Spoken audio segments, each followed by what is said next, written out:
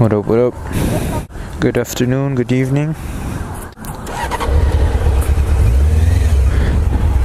Don't worry, this was already warmed up. And now we're gonna ride.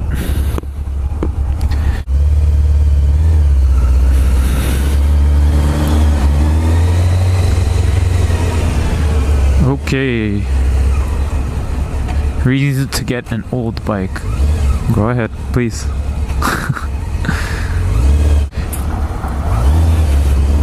Okay. Reasons to get an old bike. So, for context, this is a 1998 Honda CBR 600. When I got it, it was at around 14,300 or 14,600 miles. I think on the lower end of 14,000. And this is too high on that. I paid a whopping $1,600 for my motorcycle. So, which brings me to point one: affordability. Now I'm gonna be honest with you. If you're not the most mechanically inclined, also sorry, I don't know how the audio is gonna come out on this. It's pretty new to this whole vlog thing, so this is still experimental, the setup. But if you're not the most mechanically inclined, I really do not recommend getting an older bike, because you're gonna have to do basic things. You're gonna have to at least know how to do an oil change, do the spark plugs, diagnose problems. You know, if you've never really scrolled through a forum or anything like that for a car or a bike, I wouldn't quite recommend this, you know, because it's a nice sounding bike. It's not the most forgiving bike, but as I mentioned, I paid $1,600 for this thing, and that's gonna probably be one of the strongest points or strongest arguments for getting an older bike. On the same token of maintenance number two is a reason why you should probably get an older bike. They are extremely easy to work on. They are extremely cheap to work on. Think about it. They've been around in the market longer. The aftermarket is larger. They weren't using any computers or anything like that. So, for example, my bike's carbureted. It's a 600. And you know, this isn't the most appropriate spot to go open the throttle, but let's just say it gets the job done. And for, you know, for someone, I'm not a mechanic by any means, but I do like to work on machines, and I've done so many different things on this bike already with the most basic tools you could imagine. Basically a 10mm wrench is like almost all you needed. Nah, there's more, but Allen wrenches, screwdrivers. That's it. I don't have no special tools, just the will to learn. The forums are abundant. You know, everything you learn about this, it's just been around longer. It's older, so it has more information. It's more readily available. It's more abundant. So that's point number two. Point number three. It's raw, man. These bikes are so raw. As I mentioned, this is carbureted. The carbs I definitely need to tune and play with. I need to get a sync tool. I need to clean them. I need to do some stuff to it. Because right now, it starts every morning fine. If I go a whole couple days without using it, just pull the choke down. But I'm starting it with the choke every cold start.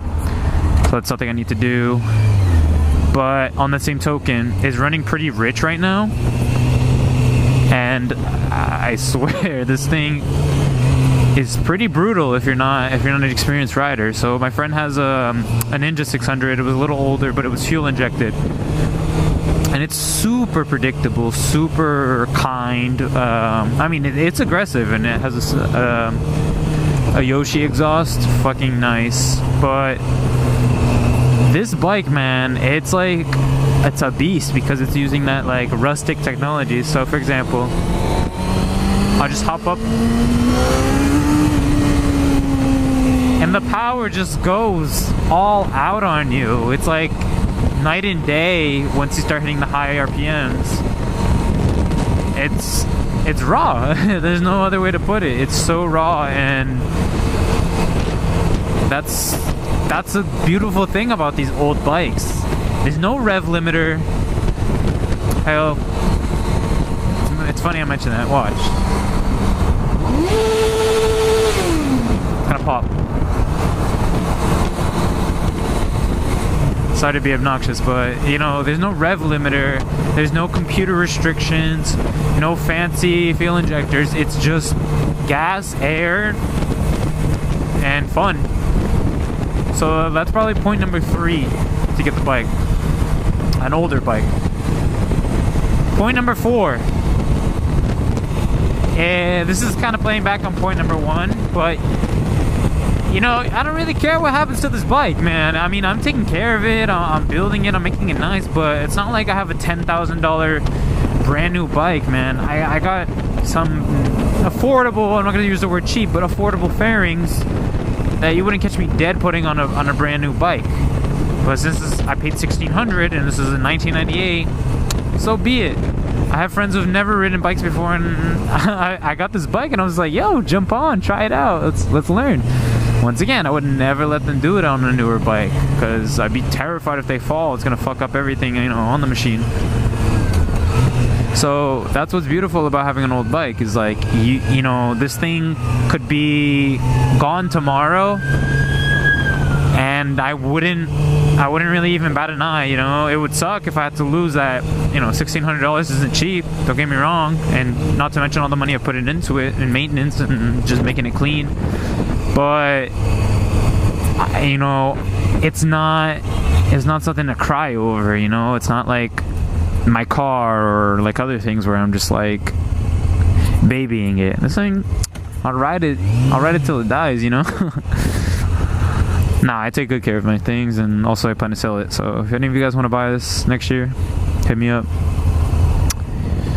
So that's point number 4. I don't know if there's a point number 5. Those are my main points. It's affordable. Yes, you need to maintain it, but it's also easy to maintain. Right? Yes, it's raw, so it's fun for a cheap price. And 4, it's cheap, so we don't care what happens to it. We don't care to, you know, browse the eBay section when we're modding. I know I have my taste. I like to be tasteful. I don't like to be loud boy, even though I like to pop a wheelie here and there. But that's it, man. You can get a lot more power for a lot less on these older bikes. Yes, you need to be smart about it. You can't just say any old bike that's not running. My bike was running, and I'm gonna put imaginary quotation marks around running because boy, did this bike give me some troubles when I first got it. So I'm not gonna lie, there are headaches. There are headaches that come with an older bike. But if you don't have a big budget, you know, beggars can't be choosers. And beyond those basic problems, I did some preventative maintenance, changed spark plugs. Maybe I didn't even need to, but I just wanted to make this thing nice. This guy's not even looking. I've changed the spark plugs, I've changed the oil, I've changed the headlight to an OEM, I've changed the battery, I have changed the fuel pump contact points. So this old bike operates on a fuel pump, and they have 2 connectors that are wear and tear item. It probably wasn't even necessary, but I decided to change it. Things like that, you know, just taking care of it. I know I gotta do the coolant because it's been overheating a lot. I know I gotta do my brakes. So it's just, you need to have the desire to work on these machines. You can't just get these things thinking, I just want to ride, and never even think about touching it. I've lubed and washed the chain, you know, things that probably were never even done on this bike. 14,000 miles. But, you know, I came, I started it. I asked him to keep it cold. It was kind of warm when he let me start it, but whatever. You know, I never contacted the dude when the bike died or whenever it gave me problems, because the bike was sold as is, and with the deal, was it gonna do, complain? So that's what it's all about, man. You gotta also have the desire to work on these things. This car is #goals. I could probably pass, but you know.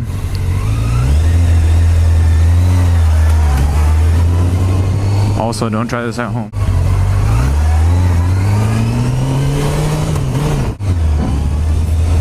So that's my 2 cents on getting an old bike. And I'd be very curious to know what you guys think. I'm sure I missed a lot of points that are maybe important, things to consider. You know, I hurt my back having pushing the bike so many times up the hill.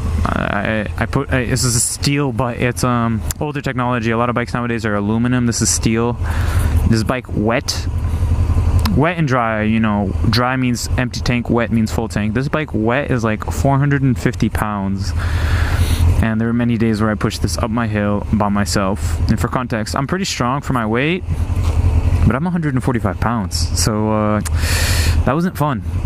That was not fun. I had to roll it up my hill to be able to start it. I've had my tears. Recently, I think I'm getting pretty bad fuel economy, so what I've been doing is resetting my gas, my odometer, you know, my trip odometer, every time I fill up my tank, where I would learn when the bike started to die, okay, shit, I was at X miles, so when I near that number, I gotta change it.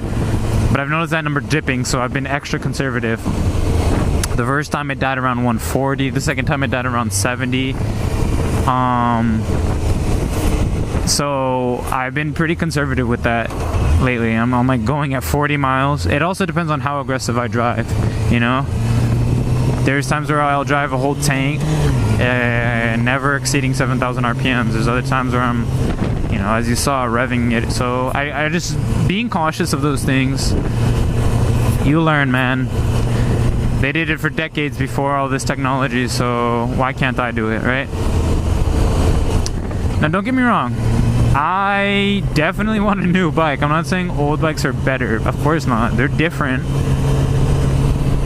I'm just saying don't exclude them from your search. If you're on a budget, you want to ride, but you think you can't afford it, yeah, you've changed the oil in your car a few times. Yeah, if you even change brakes or something simple, spark plugs, then you're going to be fine.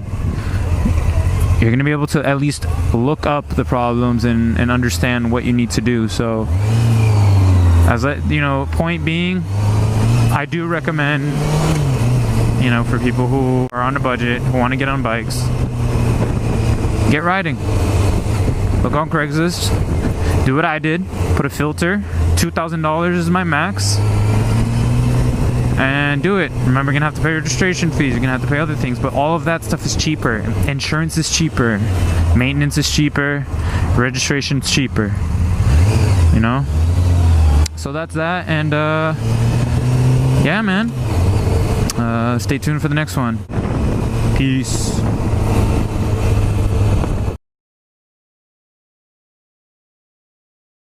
Isn't this vlog supposed to be about why you should have You know, not everything in life is perfect, and not everything in life is gonna work out that great.